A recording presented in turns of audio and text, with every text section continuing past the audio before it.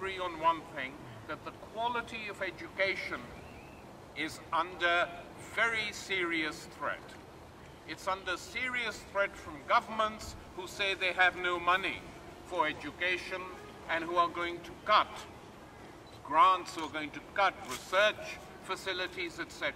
I have just on that, I have some advice for them. I'm not in favor of cuts at the expense of the poor, at the expense of students who already have to find money to pay part of their fees in most cases. I am in favor, however, of drastic cuts in the salaries of vice-chancellors and deans. Yeah.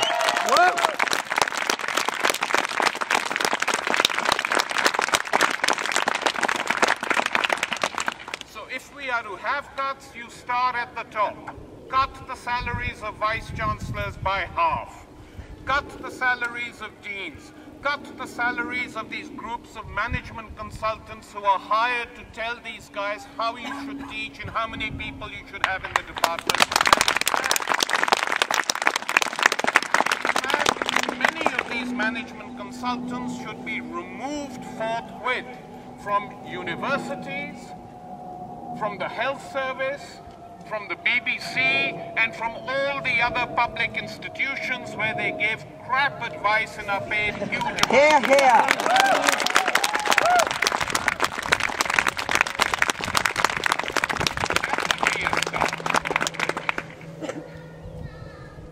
So in terms of how to take the campaign further, let us organize a national day in defense of philosophy, in defense of quality education, and try and unite as many people as we can. Thousands of people to assemble at an agreed venue and location to take this campaign forward and to nationalize the campaign, because in general I am in favor of nationalization. I don't like deregulation. I don't like privatization. And that is the way we should also treat a protest movement, which is small. We mustn't just think of it as our property, because what you have been doing actually is speaking up for many people who don't know it as yet, but who are going to suffer exactly the same type of behavior from universities hard-strapped for cash. So let us do that. And let us pledge also to fight for the right to learn or to be taught a subject we want to learn. That's important. Why should they decide now to cut it? You know, philosophy today, literature tomorrow, you can argue, put up exactly the same case that literature isn't cost effective. Or that many languages aren't cost effective, except the languages they need to go and fight wars in. And you can argue, which they have been doing, if you notice in some university campuses, they're no longer called Arab Studies departments, but they're called Security Studies.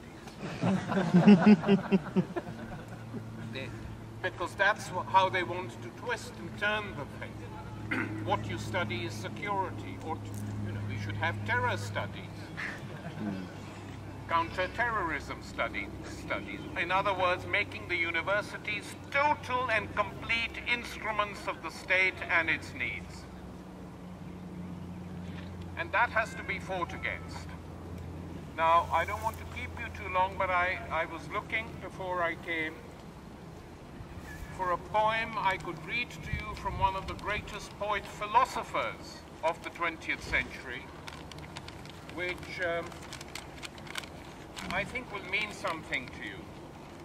It's a poem written by Bertolt Brecht, one of the great German playwrights, philosophers, dramatists, and poets. And I just want to say a few words about Brecht, in case some of you may not have heard of him. He left Germany and got refuge in the United States during the war, but he remained steadfast and went back. He went to East Germany because he was a communist, but he remained a dissident even there, fighting for what he thought was proper and correct. And after East Germany collapsed and Germany was unified, some of the German Social Democrats, more cultured than their English equivalents, were nervous that everything produced in East Germany was being described as rubbish. And Helmut Schmidt, who had been one of the leaders of German social democracy, went at a SPD conference in Germany, told the gathered people in their thousands, don't write off everything the East Germans did. Some of their stuff was pretty good and better than ours. And he said, for instance, and he mentioned music and literature, and then he said, as for Bertolt Brecht, if there was a plinth in this room, and there were 3 places, I would put Goethe, Heine, and Brecht on that plinth, to encourage people to read this poet and not regard him as old hat. And I'm going to read this poem to you because it has inspired me in the past. There are the thoughtless who never doubt. Their digestion is splendid, their judgment infallible. They don't believe in the facts, they believe only in themselves. Their patience with themselves is boundless. To arguments, they listen with the ear of a police spy. The thoughtless who never doubt meet the thoughtful who never act. They doubt not in order to come to a decision, but to avoid a decision. With anxious faces, they warn the crews of sinking ships that water is dangerous. Beneath the murderer's axe, they ask themselves if he isn't human too. Murmuring something about the situation not yet been clarified, they go to bed. Therefore, if you praise doubt, do not praise the doubt which is a form of despair. What use is the ability to doubt to a man who can't make up his mind? He who is content with too few reasons may act wrongly, but he who needs too many remains passive in times of danger. Thank you.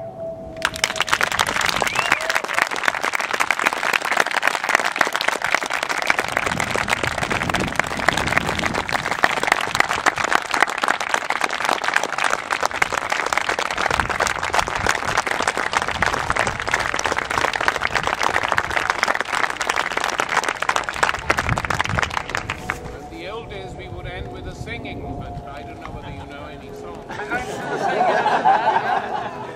But thank you very much, Tariq. That was wonderful.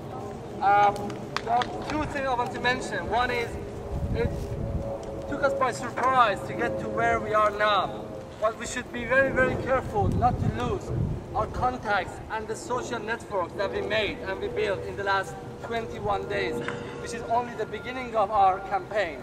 Because this campaign is going to go on, and this campaign has just started. One of the phases of this campaign was the occupation, and the occupation of this specific building. As we said in the meeting we had with the management, this was our first occupation, and that was the first experience of occupation, but this is not going to be the last one.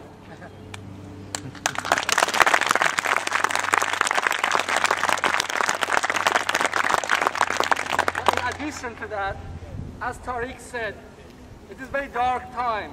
We don't believe that we were privileged people, and because our philosophy department, because of its high RAE was closed down, people had to sympathize with us more. We believe that there was an acute case in which the irrationality of the system with the irrationality of management got combined and actually became a very, very symbolic example of when anything useless for running the system can be phased out easily, regardless of other criteria. Therefore, we are going to organize the urgent meeting for philosophy in the UK today, very, very soon. And we're going to ask many philosophers across the country to come and think about the situation. As I said, it's not because philosophy has a privileged position, but because philosophy is the example